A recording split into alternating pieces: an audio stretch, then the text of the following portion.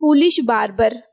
एक बार की बात है, एक गांव में धनीराम नाम का व्यक्ति रहता था। धनीराम नाम से तो वह धनी था, लेकिन उसके पास भी धन नहीं था।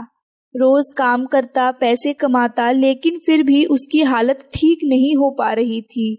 एक दिन वह ये सोचता है कि वह अब भगवान शिव का ध्यान करेगा और जो चाहे वह भगवान से मांगेगा। वह तपस्या शुरू कर देता है। 2 साल बीत जाते हैं। भगवान शिव धनीराम से खुश होकर के धनीराम को दर्शन देते हैं।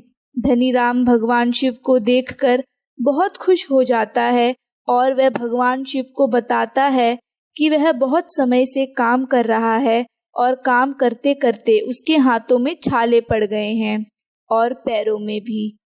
अब वह शारीरिक तौर पर मेहनत करने के काबिल नहीं है। तो भगवान शिव से वरदान मांगता है कि मुझे अमीर बना दो। भगवान शिव पहले तो कुछ सोचते हैं, फिर कहते हैं ठीक है। भगवान शिव धनीराम को कहते हैं कि तुम एक काम करो, सोमवार के दिन अपना सर मुंडाकर ऐसे ही बगीचे में पेड़ के नीचे बैठ जाना। कुछ समय बाद वहां से एक भिखारी जाएगा। तुम उसके सर पर जोर से एक डंडा मारना, जिससे वह भिखारी एक सोने की मटकी में बदल जाएगा।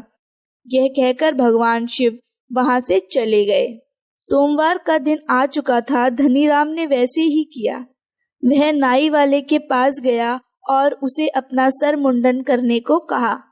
नाई वाले ने उसका मुंडन तो कर दिया, पर उसे धनीराम का बर्ताव कुछ अजीब लग रहा था। तो वह सोचता है कि वह उसका पीछा करेगा।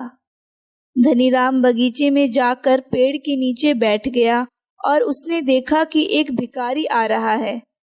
उसने डंडा लिया और भिखारी के सर पर मार दिया, जिससे वह एक सोने के मटके में बदल गया और वह सोने का मटका लेकर वहां से चला गया। यह सब देखकर नाई वाला चौंक गया। उसने सोचा कि मैं भी यही करूंगा। वह अपना मुंडन करके पेड़ के नीचे बैठ गया। दूसरी तरफ से नाई वाले ने देखा कि एक भिखारी आ रहा है।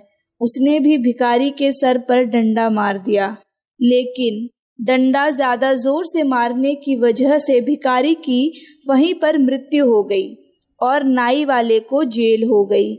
इसलिए कहते हैं कि कभी किसी की नकल नहीं उतारनी चाहिए।